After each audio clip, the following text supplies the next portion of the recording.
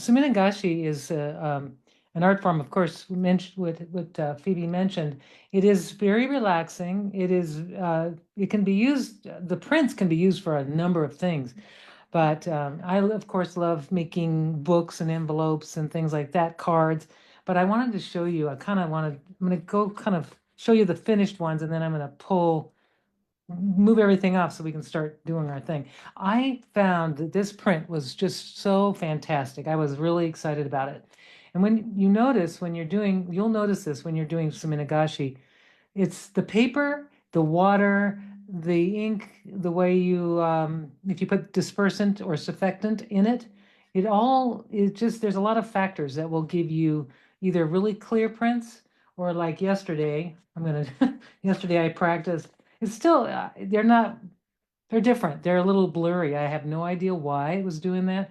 I was, trying different things, playing around a little bit, but the effects I still love them. Plus, not only the effects are really brilliant, and sometimes they're not, but the process is very relaxing, very soothing, very calming, and it actually helps those what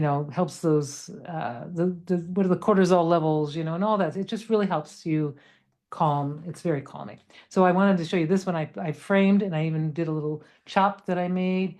But that one is, that's where you can go there with it, or you can do things like make little envelopes. Like this one, I made a little envelope out of a one that's a little bigger piece of paper because the kit comes with 5x7 sheets, a little small, which is a good starting place. But if you want to go bigger, I'm going to tell you how to go there too.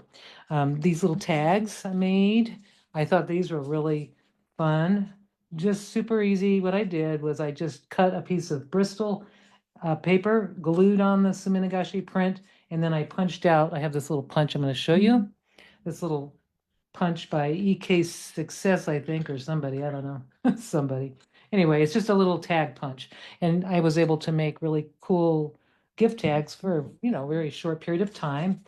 And then this one, and I don't know if she's here today, but if she is, Nancy Akerley, well, I'm going to tell you, Hetty Kyle is my hero. Besides Tomoko Fusei from Japan, who is my origami hero, Hetty Kyle is my bookbinding hero. And and she's at Liberty Grove Paper Arts. Now, Phoebe, if you want to put a link on about the tutorial on how to make this, it is fabulous. Look, I just made it this morning. It's a little book with a signature in it. And this is made out of the Suminagashi print that I made yesterday. It wasn't my favorite print, but I love the calming, just love it. This is made out of our 6H paper, which I will show you. And what do you call that envelope again, Karen? It's called a diagonal pocket envelope, I believe. Okay. The artist or the designer is Hetty Kyle, HEDIKYLE. And the person who taught it online, she has a really nice little tutorial. Her name is Nancy, and she's been at our lives before. She's one of our regulars, but she is a paper artist herself. She does marbling and all kinds of things. But her YouTube channel is Liberty Grove Paper Arts. So she has this envelope really super easy. It's really easy to make. And it has these little pockets. So I just wanted to show you, look at these two little pockets. It's fabulous. And I love the way that the Suminagashi print yesterday, the paper, because I used 6H paper, the ink soaked through and it made a double-sided paper. I just think it's incredible. And I made cut some watercolor paper to put in the pocket. And I made a little tiny signature book. Oops, there we go. A little tiny book. And I've got this beautiful little book that I can put it in my purse pocket or whatever. And it's something I can journal in and do watercolors. So her tutorial is fantastic. I don't need to do one because she did a great job. And it's just fantastic. So I wanted to give her a shout out for a great tutorial. And I'm just going to throw all my pretties here. And this one is using a print that I liked. I thought it was really powerful. And I'm using the white space to do I had a little lettering fodder that I had made last year. And I just glued it on, and a really nice, very calming greeting card. And what else can I show? Okay, we got these. Oh, showed you the envelope. And this one has a little slit in this one I have on my YouTube channel, I think. I know it, yes, I do. It's on my YouTube channel. This little pocket, simple, easy. I think it's called Easy Pocket Envelope. And the little crane, I was able to fold a crane. It's just been fun making samples for today's demo. So I'm going to put these little pieces away because when I'm doing the suminagashi and when you're doing it, you just need to kind of give yourself a space. And I'll just pull all these prints. These were from the 6H paper yesterday, 9x12. There it is. And I made some fun. I think these are fun. And I even tried, just for fun, I tried to suminagashi with some just some drawing ink, and it didn't really work out. It's kind of fun, but it didn't do what I thought it would do. So this one is with our gold Chinese ink infused with gold. It didn't really work either, but it's interesting. So I'll be using those papers for something. No waste there. And let's see, this one is ready to fold.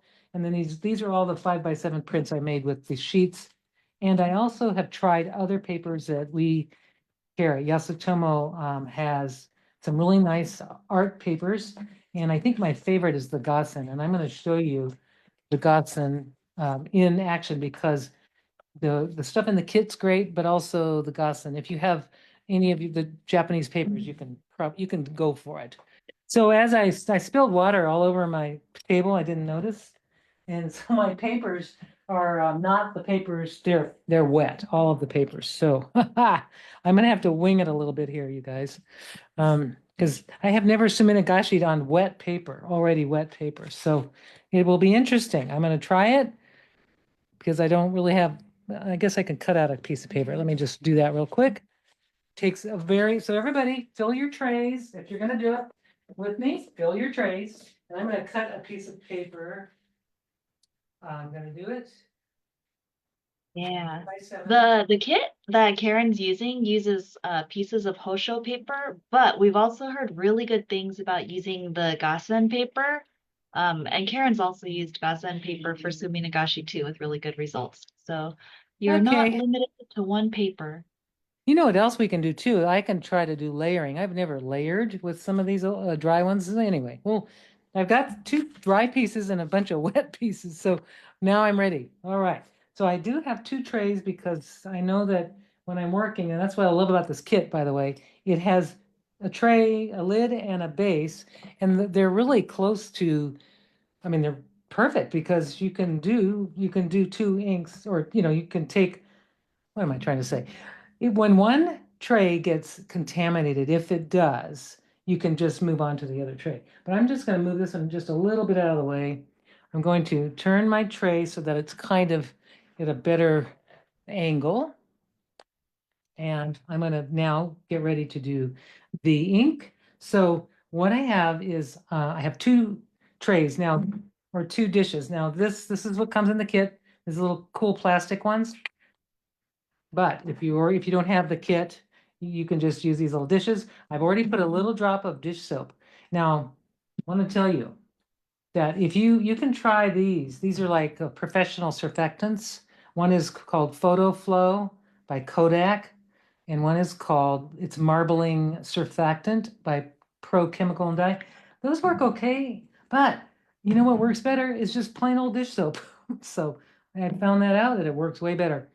Now, what I did is earlier today, I put 1 drop of dish soap in clear water, and I kind of moved it around so it got sudsy. But I'm going to put this in my clear ink. I'm going to call this my clear ink. I'm just going to put it in there like this, like so. So you don't need a lot of soap. In fact, if you put too much soap, it really makes a difference in how your prints look. And I hope you can see this okay. Looks like I think you can.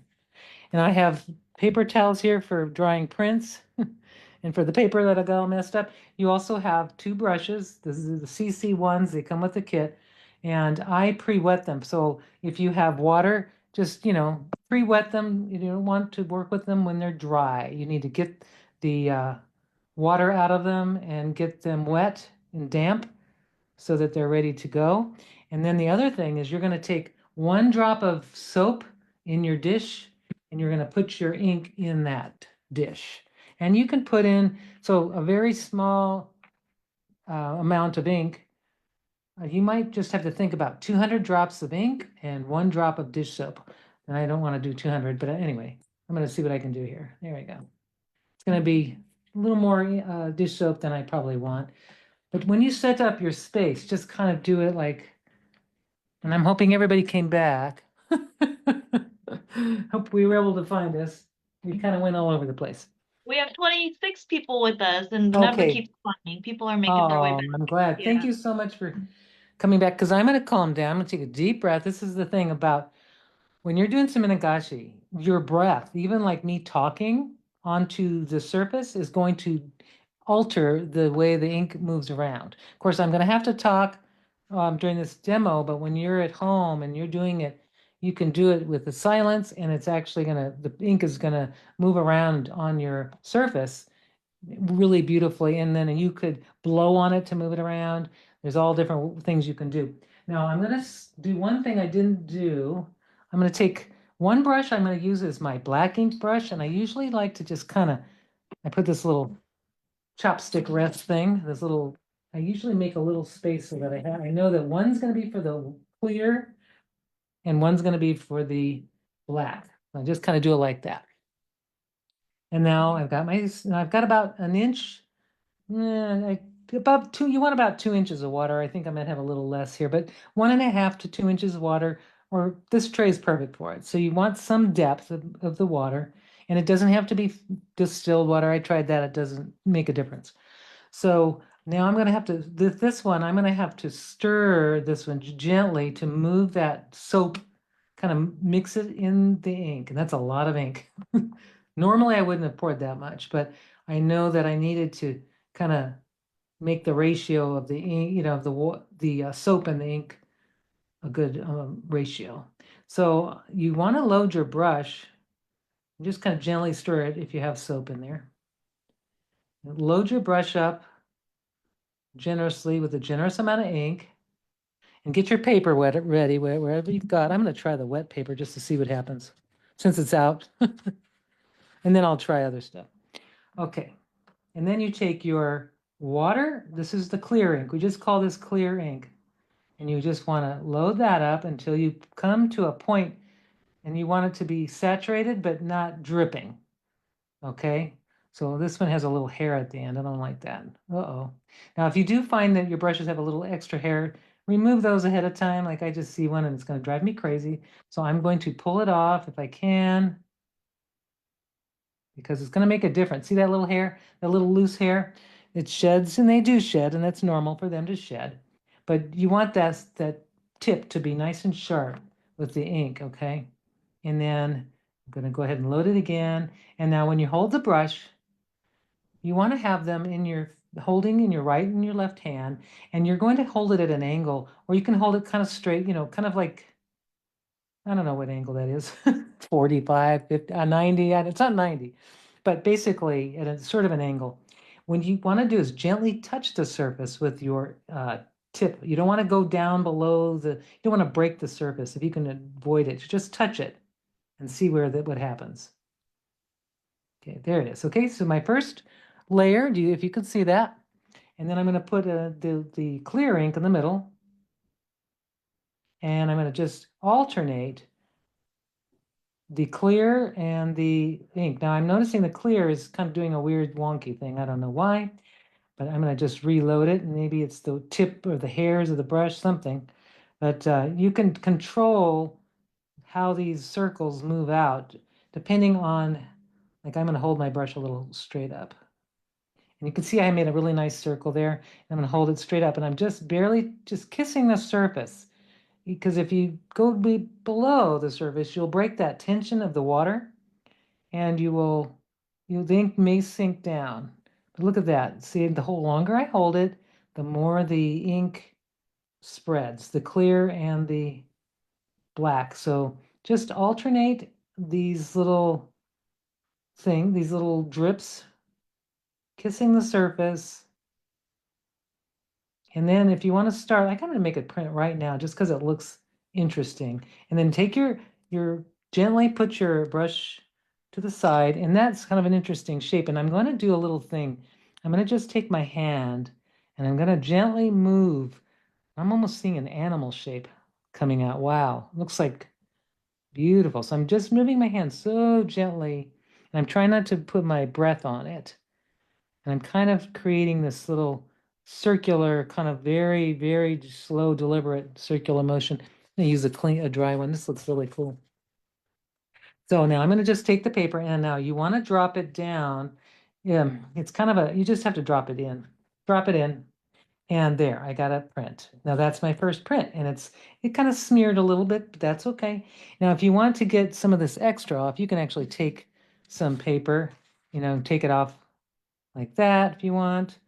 There's ways to do that. So you can just kind of peel off that extra paper. But I'm going to just lift it out of the bath and I'm going to put it on a paper towel. There it is. Isn't that gorgeous? That looks like a dragon or something. Oh, wow. So that when that dries, that's going to be striking. And that's the thing I like about doing these. If you just leave some area of the white, it gives a resting place and it looks really cool. So, Karen, we uh, have a question. People were asking about what you added the dish soap to, and some people thought they heard you added dish soap to the ink. Could you clarify that I for us? did. I added soap to the ink. So if you don't add some surfactant to the ink, your ink most likely, it always does in my case, will sink to the bottom. It just does. So you just put a tiny drop, not much, because you'll notice if you put too much, it'll be a mess. So now this is like a little area here. It's a ghost print, I call it. And I'm just going to stick that wet stuff in there and I'm just going to pick it up and I'm going to pick up that extra ink, and I've also got a nice marbled effect. So I'm just going to lay this on. And this is how you just want to do it when you're doing these little prints. Just take them. I love this. Even that is like a little like a marbled thing. I'm going to find, oops, I don't have a drying area, but I'll just throw it on my floor. And I'm going to grab some Sorry, more paper Karen, I'm towel. just going to ask for one more clarification. Yeah, So that was about 1 drop of dish soap to about 200 drops of water on the clear one. And yeah. then for the one with ink, Same ratio. So if you want to be so 200 drops zinc, so like, right, that's about probably more than that.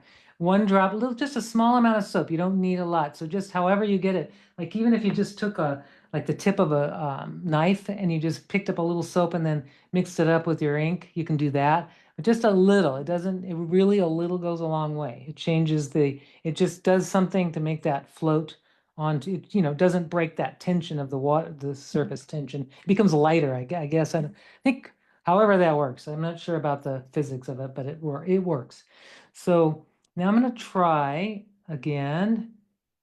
I'm going to do it again, but I'm going to do a little bit more. And this time I'll go a little quicker. So I'm just going to do my little, hold it and kind of make sure that brush kind of comes to a point a nice little point, and then just start dropping or kissing the surface. And the longer you hold it, the bigger the lines. And I'm just going to do this quicker so that I can get more. And you could do other things too. You can make it more wonky if you want. You can add, um, inks in different areas like this. Here I'm just doing it kind of over to the side. You can do another one here.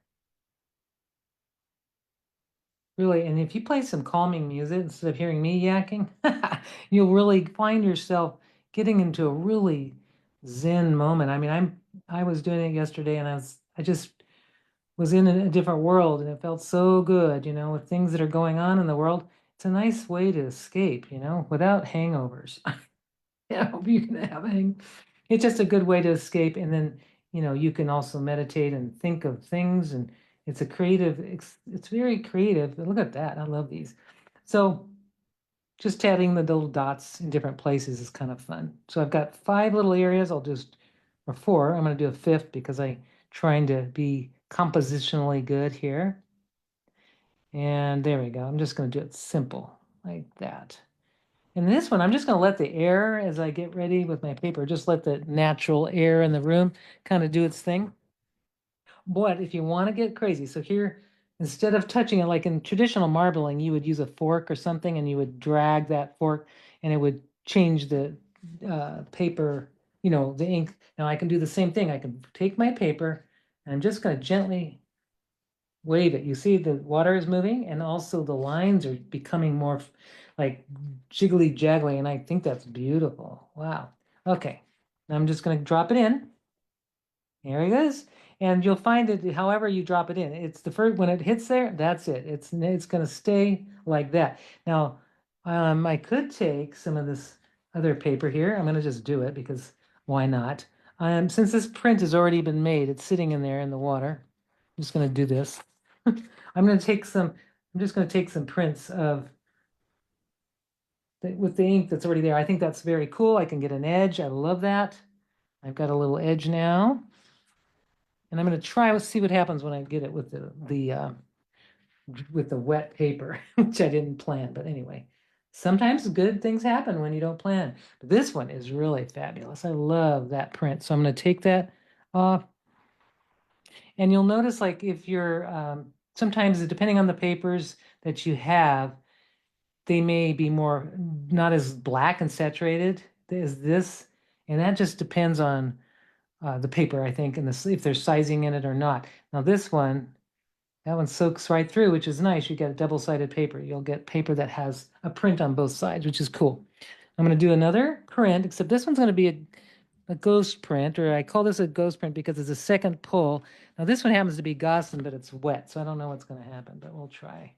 I'm going to turn it this way and see if I even pick up anything. So it looks like the wet area is not going to really pick up much of the ink, which could be a fun thing. So there's that. I think that's pretty. Now, Gossamer is a really good paper. It will take your prints really gorgeously. All right, there, we got that. And so just make prints, as many prints as you want. I'm just going to show you, let's see. I'm going to grab, what else? I'm going to make sure that oh, I want to do a layering. I want to try layering because I wanted to see how that works. Okay, I'm going to grab the paper that I had yesterday. This is, and I'm going to cut it down, so it's going to take me a second. So what kind of paper is in the kit? That's a good question, isn't it? That really good question. Phoebe, which paper is it that's in the kit? Those are Hosho papers, but they're cut to 5 by 7 inches, like Karen said. Do we have, I'm talking from a distance because uh, I'm cutting a piece of paper. So Yeah, and we have Hosho paper. It might be a little bit different, but the paper is also Hosho washi paper available in pads of 48 sheets, and it's much larger. So if you wanted to use that paper to do much bigger prints, I believe it's a 9 by 11, or sorry, 9 by 12 inch paper pad. I'll mention that too. And then thank you. also Cheryl asked a good question. She said, does it matter what side of paper you put down on the water? Very good question. Yes, you want to put the smooth side, and I should have mentioned that in the beginning because there's a rough side and a smooth side. You want to always print on the smooth side. And the rough side of these papers are good for when you want to mount them or glue them onto something because that will hold the roughness will hold will attach better to the surface you're gluing it to. But the smooth side will give you a clear, nice print. So I'm trying this paper. I'm going to do a print and brand new print, but it's a layer. So let's just see if we can layer. And this is a new thing for me. I've never done the layering before, but I think the getting my papers wet has given me an opportunity to try something new. So anyway, this is my favorite part is though just the experience of making these little rings kind of rippling like in a pond. It's just really relaxing. And I hope you can see that okay. For me, it's just, and then if you notice your rings stop spreading, just load it up again. That's interesting. Load it up and do your thing. And then, do whatever you need to do to get that to spread. And I'm noticing I did a pretty good job of the amount of soap because I'm not seeing any sinking of the ink. And yesterday, because this is a practice. So when you first do it, you may not get, it may take a little bit of practice to get the effect you're looking for. Or you may have ink that just sinks like a bomb right to the bottom. That's because you don't have surfactant or you have too much. You can have too little, none, or too much, and it will make difference. So this is beautiful. Okay, so I'm going to put these off to the side and I'm just going to let that kind of sit there and I can't wait. to see what happens with this.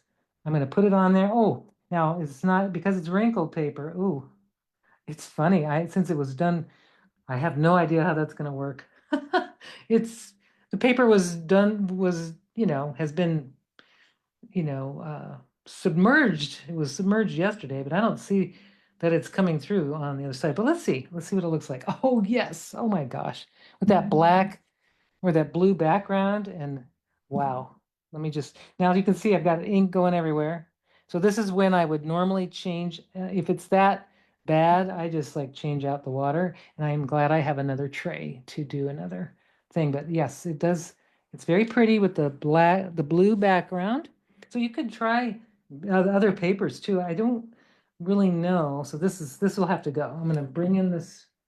That usually means now that the surface tint, the ink is mixed with it, some of the ink with the soap is in it. So now I'd say that's not going to work for the floating effect that we're looking for.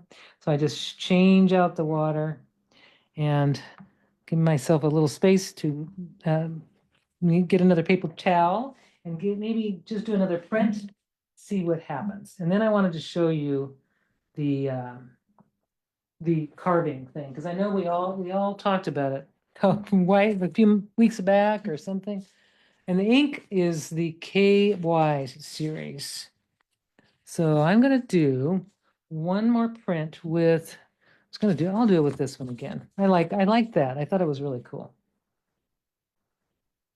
Do it this time. I'm gonna do just some different kind of, instead of just the typical, I'm gonna do like one, two, three. This is how you could do it if you wanted to play around, because you can see the ink is pushing the other inks around. I think that looks fun.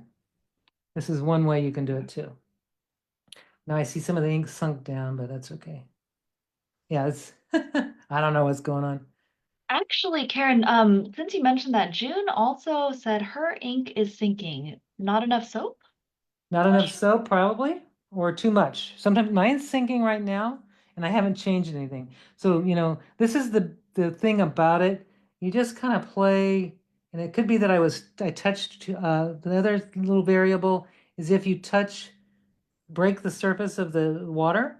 If you just go a little too heavy-handed on your brush, touching it, you may break through and it could sink. That's one factor. The other is just too little or too much surfactant. I'm doing, like right now, I'm being a little more gentle on how I'm making sure I don't touch that or break through. I'm just kind of gently dropping, just kissing the surface.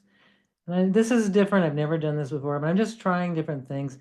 And this is like how it works. Some days I get these perfect prints, and then some days I get these wonky, wacky, who knows why, but it's just the experience that I look for.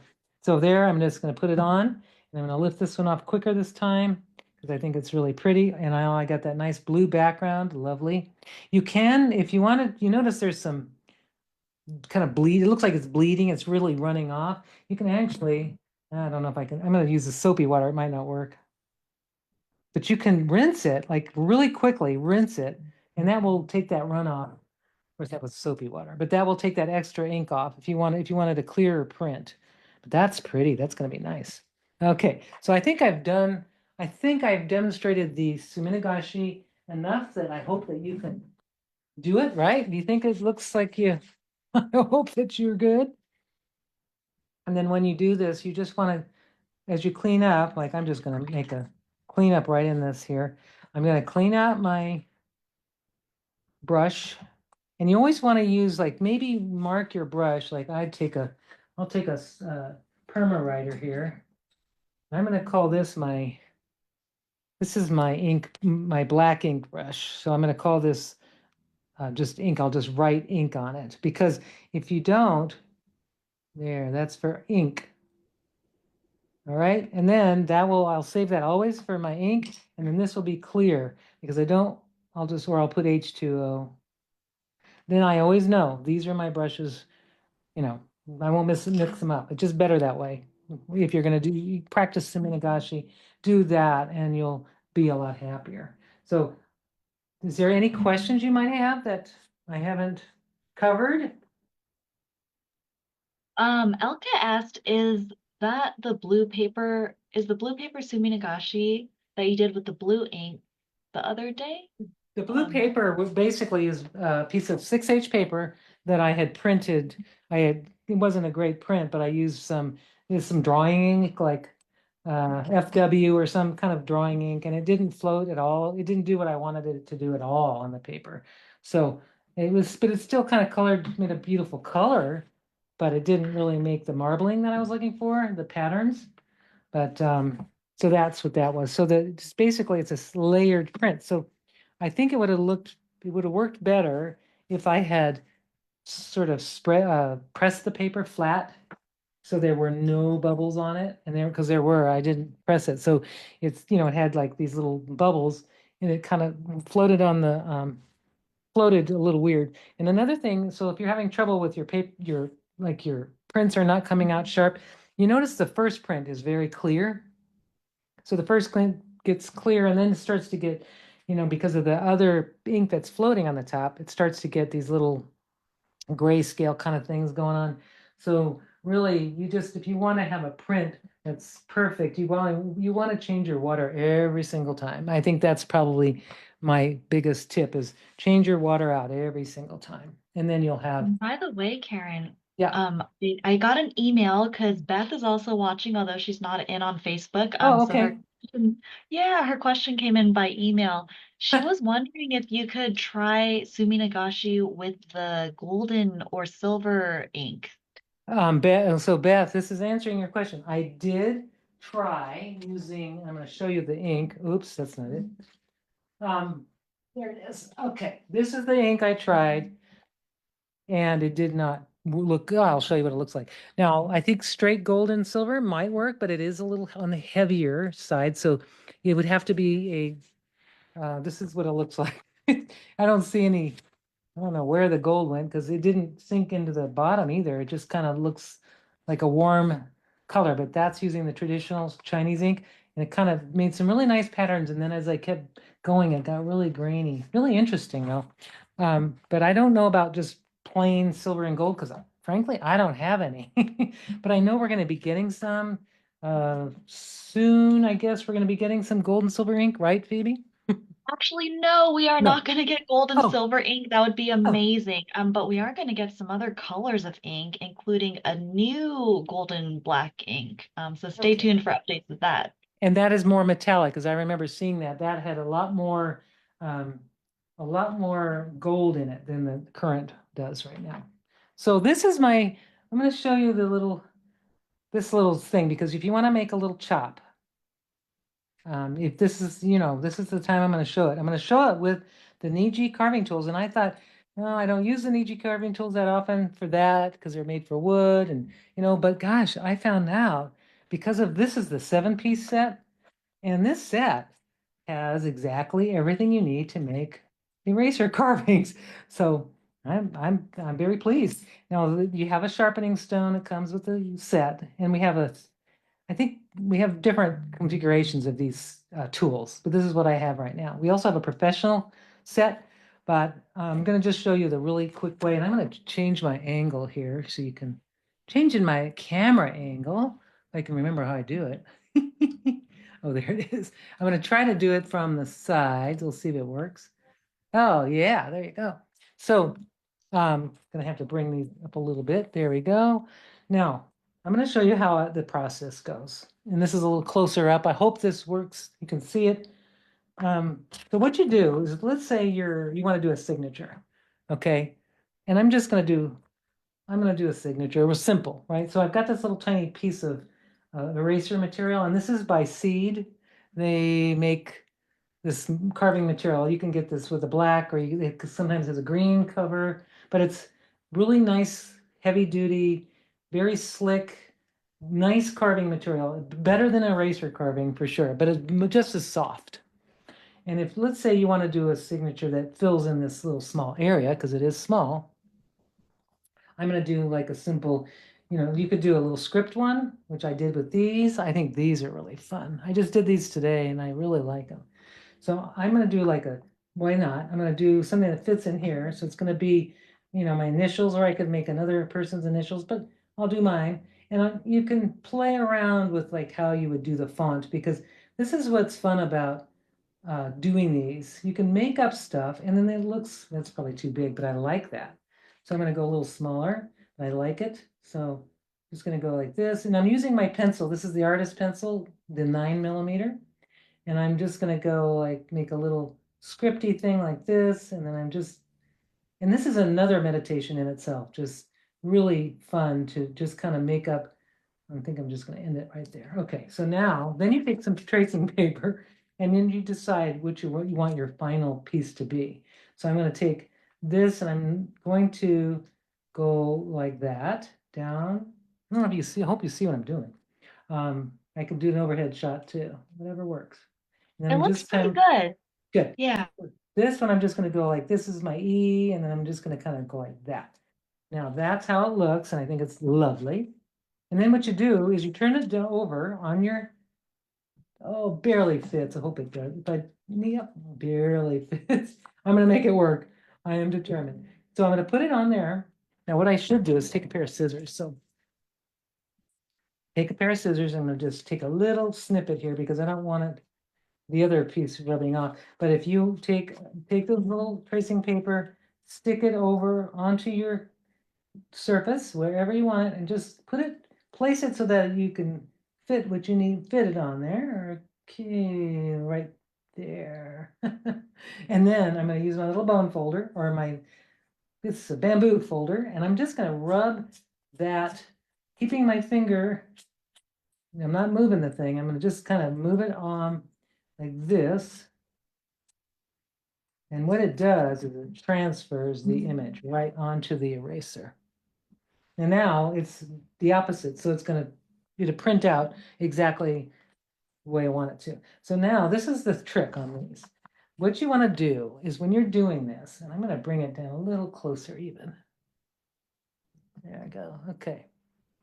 So when you're working on this, when you're holding it in your hand, be careful. These are very sharp, and this isn't even, it has a sharpening blade, but they come pretty sharp, but you can even make them sharper. Just be careful as you're working through. Don't, put your fingers in the way of the path of the tool. I've done it before. That's the only reason I'm telling you. And what I do is I actually like to move the eraser and I kind of just keep my hand this still. I keep my right hand still and I move the eraser. So I'm really not putting pressure going with my tool. I'm actually just moving the eraser or the carving material. So I'm going to just do it. And I need to do, this is a groove. It's a V groove. You can see it's got a little V. And I'm going to go kind of keep it at a very light, kind of a very light angle. And I'm just going to start and I'm going to just move my eraser. And I'm going to just kind of do the eraser, let the eraser kind of, and I don't want to go too deep. And then I'm going to just kind of turn the eraser. And this is basically how you make those curved lines. It's way different than what I'm doing, way different because, of course, the pressure is on to do it right. But anyway, that's kind of how I do it. And then this is how quickly this goes, though. It's really quick. So I'm just going to take that little groove, just cut through where the line, where I actually created the pencil line. And then I'm going to just go like this, and I'm going to turn my little, I'm not pressing too hard because I don't want to, there we go. I'm just going to turn it along where the curve of the drawing is, where the pencil line. This is just one way. There's other ways to carve. And of course, with the pressure, you want to keep the pressure even. And that's not the best, but anyway, it's going to have to do. That's what I love about these. They're little, you can make them rough and wonky, or you can make them perfect. There are master carvers that they make beautiful, beautiful prints, and I don't do that. I just do quick little signatures, and I'm going to take it and I'm going to stamp it. I'm going to see what it looks like first. You can always alter these afterwards, but I think that came out pretty nice. So there it is. So then I saved that little stamp that I just made. And this is how I index it, because you want to index it, right? So I've got it down where it needs to be. And then I'm just going to cut this little bit out like this. And then I stick it onto the top of the thing. And that's how easy. And then you have an indexed stamp or a chop or a Hanko. I think that's the right word, right? Hanko. And I think so. then you just stick it on with some glue. However, I can just use some regular old white glue. It seems to work just fine.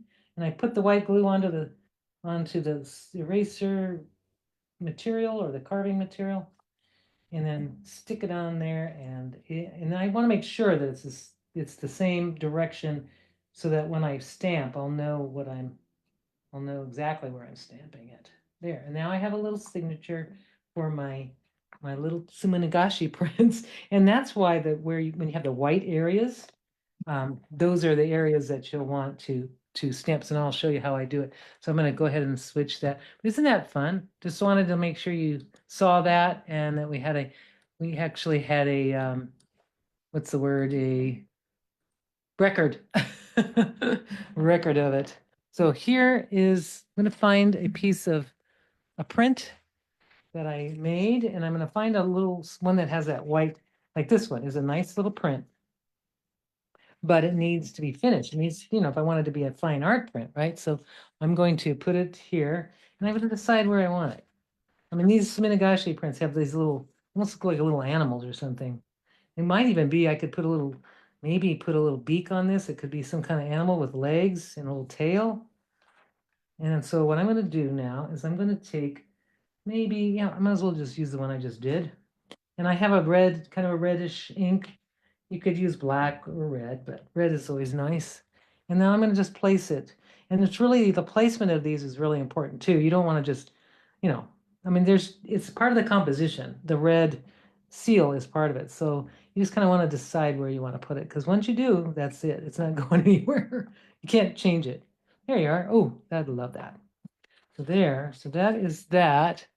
I love that. So that changes everything with this. And this one this could be in a frame or on a card. The other prints that I like to make, I'll just make something else.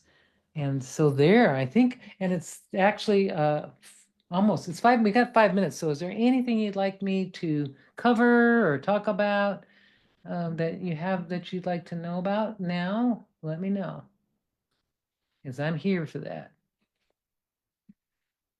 It looks so gorgeous. I wonder, because maybe there were some people who started the live or who didn't start the live with us. Do you have those other pretties that you started with around? And Yes, maybe let's finish off with those, because the showing off of the stuff. So what I'm going that's to so do, because gorgeous. if I don't move this, then my pretties are going to not look pretty. So I'm going to move these out of the way a little bit, and I'm going to get these out, and then I'll show you all the things and when we started that you can do with the Minagashi. So the prints, what you do is after, let's say you let these dry, and if you just leave them on the paper like your paper towel, go just put them somewhere. You can even stack them, like here. I'll just stack it like this, and you can actually just stack your prints and wait 20, wait for as long as you need to wait. And you have there like that. Basically, look, there's one that just fell. Oopsie. This is a little faint one, but I want that one I want to save it. There we go. Okay, so there. Then I just put those aside, and I'll wait, and I'll have a nice flat papers. I won't even have to flatten them because they're already flattened. Okay, so let me show you the pretties now that I've made some room. Okay, here they come. All right, so here are the different things I was making this week. Um, well, goofy me, I was folding a crane, and if you know who Icarus Midair is on Instagram, he makes those gorgeous cranes that are just embellished with all kinds of things, and I didn't really have time to do that, but I just thought, well, how fun, you can fold a crane out of one of your prints, which gives a really nice subtle look. But then I thought, why not throw some fodder on it and see what happens. And this is a little envelope that I just stuck a little piece of a wonky bit that Wendy Solganic, that was one of the very first classes I took from Wendy, was her little wonky bits course. And this, I just stuck that flower on it. Didn't need to, but I thought it would be pretty. And this is a closing envelope. This one is on my YouTube channel. I just looked at it. In fact, I had to go back to it so I remember how to fold it. These are little gift tags that I made the other day, and these are made with basically a 2.5, which I've got here actually. I can even make one right in front of you if you want. What you do is this is a 2.5 inch by 5 inch piece of Bristol, And I just took some paper, the paper that I can just choose any of it. I can just decide which paper. I basically glued it on and then trimmed it off. And then once it was dry, the glue should be completely dry when you do this, and then you put it through the little tag thingy, tag punch. Now, if you don't have a tag punch, you don't have to have something fancy like this. What you could do is just use a regular office hole punch the hole, and then maybe cut at the little angles at the top. You can do that too. So that one, and then this is a greeting card that I just glued one of my prints that I thought was pretty, and I put a little hand lettered fodder, just glued it on, and then glued it to a ready-made 5x7 mixed media blank greeting card, and there it is, done. And I've got a nice, I think my husband would like this because he likes plain things. He doesn't like all the foo-foo stuff that I make. So this is a nice card to give to someone who likes more simple things. And And then Karen, you this know one, how like for example the card that you're using versus the pocket envelope? Jude was asking, how did you get your prints to come out so dark? Because she said hers came out kind of gray. yeah. Okay, so dark, and you can see this one is very gray. What? I don't know why. Because it's Oh, and weird. I should say June also added she wonders if it's the paper she used. I think it's the paper because I'm noticing, of course, okay, the paper that came from the kit came out really dark. This is the paper from the kit, comes out the Hosho, okay? The 6H, the prints seem to come out a little lighter because I noticed too, this is 6H, and I really put a lot of ink on that, and it just came out really light. 6H, you see how it's lighter?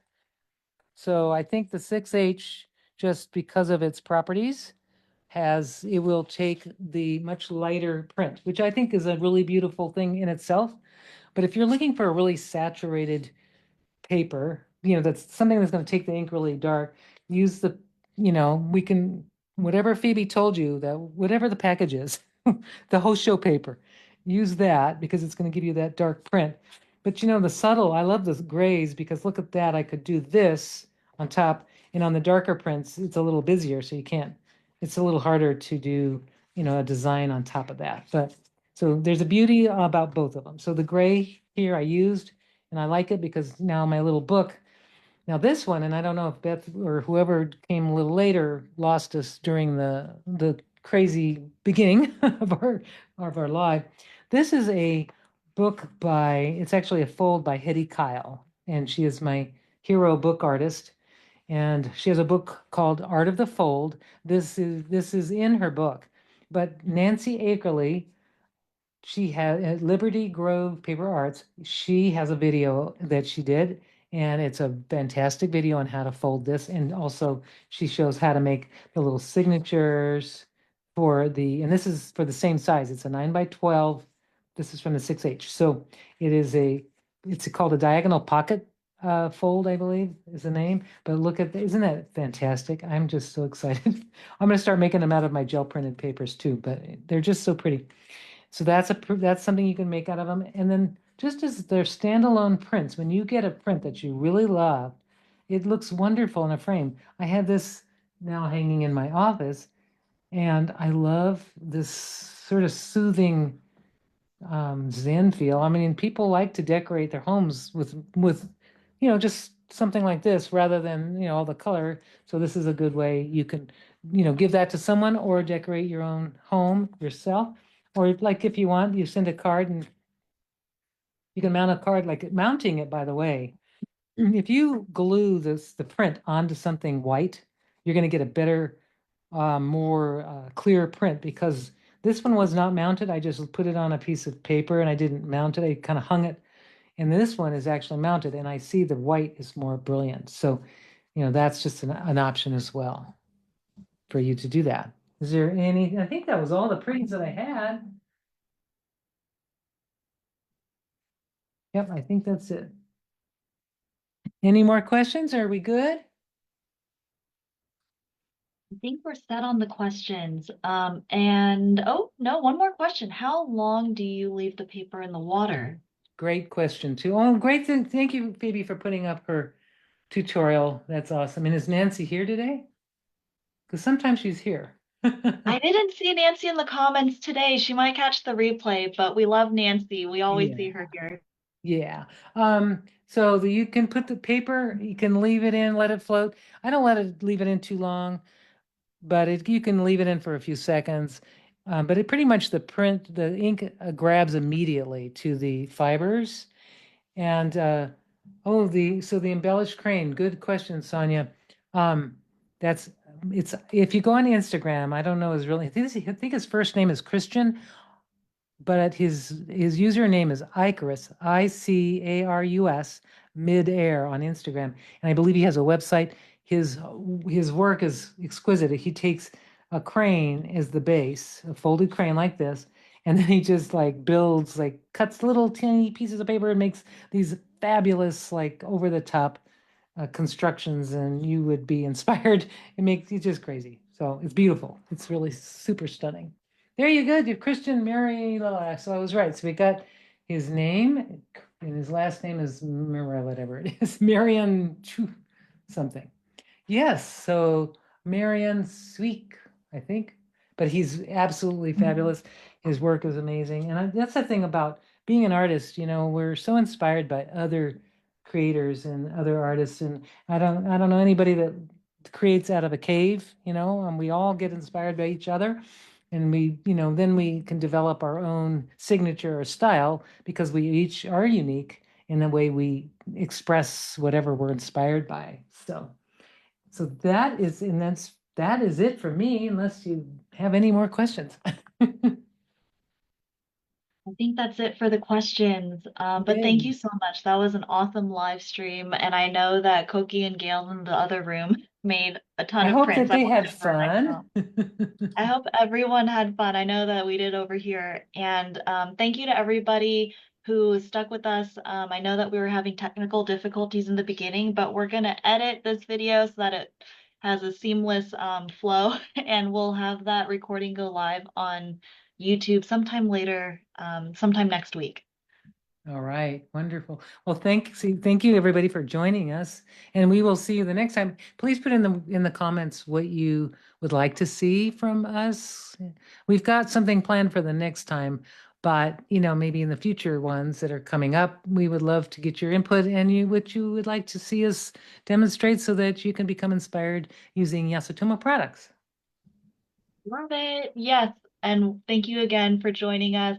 We're getting a bunch of thank yous in the comments, Karen. So thank you because you always pull off such amazing live streams. Oh, thanks. And I see the Aw. people there. Lynn's here, and Julie and Leslie and Chris and Jean and Kim. I mean, yes, love it. Love it. The regulars, big hugs to everybody. And I'm so glad. Yes, play and post your work, post your discoveries. We'd love to see them.